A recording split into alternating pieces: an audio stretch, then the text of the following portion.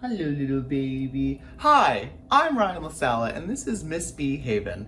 I'm the author of Reverie and Bedazzled and the upcoming The Honeys out with Scholastic in August 2022, and I'm here to read you the first chapter. So, The Honeys is my first horror novel. It's about Mars, who's a gender fluid teen, trying to figure out the connection between his sister, her untimely and very tragic death, the summer camp they both used to attend, and the group of girls that were mysteriously inducting his sister into a maybe secret society known as the Honeys, named for the beehives they keep behind their cabin. So the book doesn't start at camp. It actually takes place at home when Mars wakes up quite suddenly to his sister standing over his bed.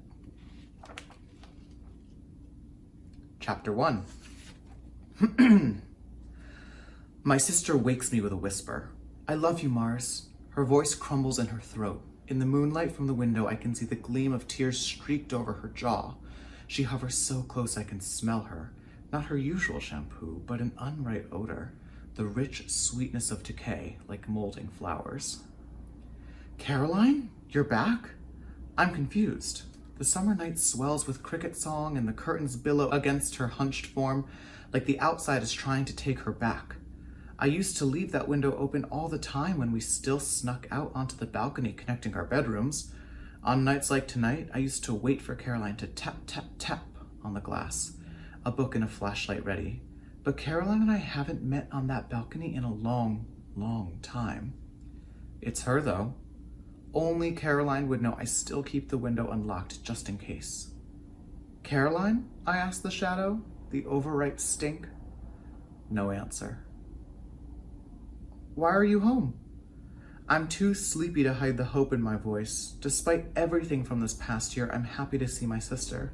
I've waited so long for her to come back for me. She lifts something above her head.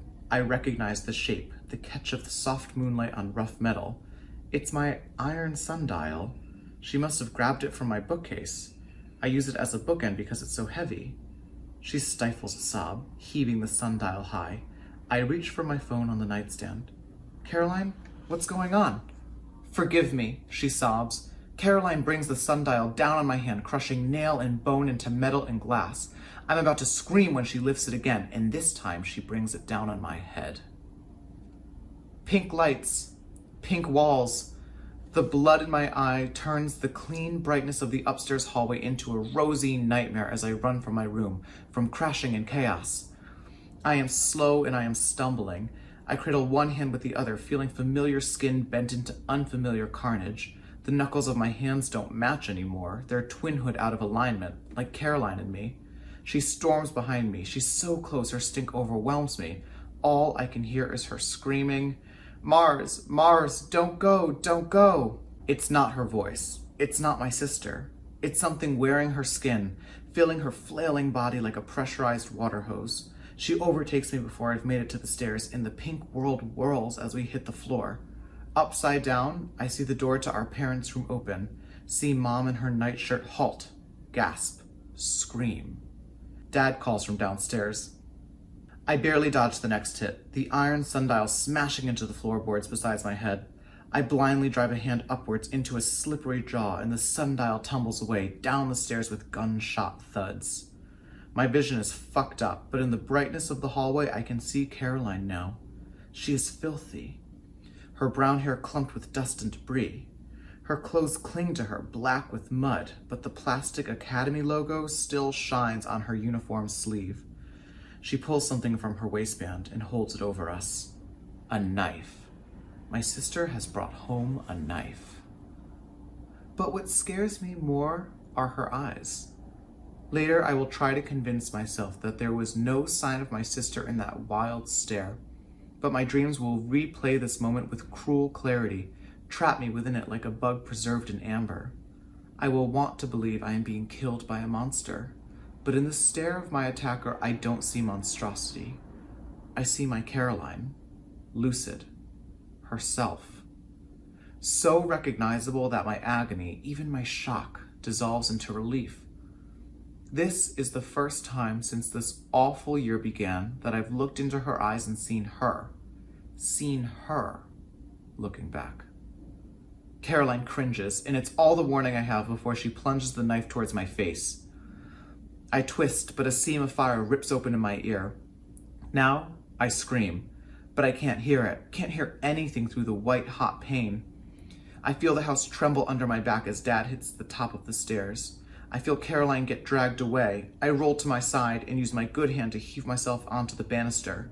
I stare into the chandelier that hangs into the great drop of our entryway. The lights are still pink, the world still blurry. The whole house spins beneath me like I'm the center of an unbalanced carousel. I am powerless as I watch Caroline kick and bite at our dad. Not Caroline, not our dad. Strangers, actors, unreal characters that have broken into my life for this improvised horror. Mom stands in her doorway, another imposter. She claps both hands over her mouth, frozen. I want to scream at her, want her to help, to fix this. Caroline sinks teeth into the meat of Dad's hand. He's a big man. He flings her off with violent disgust, driving her into the mirror at the top of the stairs. The glass shatters over her, but she never stops moving. Not for a second. She plunges towards me, the carpet twisting beneath her shoes as she tries to get her footing. But she's too close, too out of control. I know what will happen before it happens. Caroline trips. She falls into me. Arms hug tight around my shoulders. The banister snaps and we hurtle backwards, then down. The ceiling fills my view. We fall through the chandelier, then the chandelier is falling with us. Like dancers, we spin in the brief infinity of the drop, a storm of light and crystal and blood. When we hit the floor, Caroline hits first. She breaks beneath my body. I'm close enough to hear her snap, to feel her stiffen, and to know she's gone too still. I am wrapped in her arms, her hair, in the sweet stink she brought home. The silence and the stillness scares me more than anything else. I struggle free, broken crystal biting flesh from my naked thighs, my knees. In the wreckage, I stand. I look at my sister. She's covered in my blood. Her body curls into itself. Her face is the last thing to stop twitching. One eye half lidded, the other flung wide open, like a doll. Caroline is looking at me when she dies, and she is smiling. And that is chapter 1 of The Honeys, out this August. I hope you get it, and I hope you read the rest and find out what exactly happened. What did you think, Miss B. Haven? Thanks, everyone. Happy reading.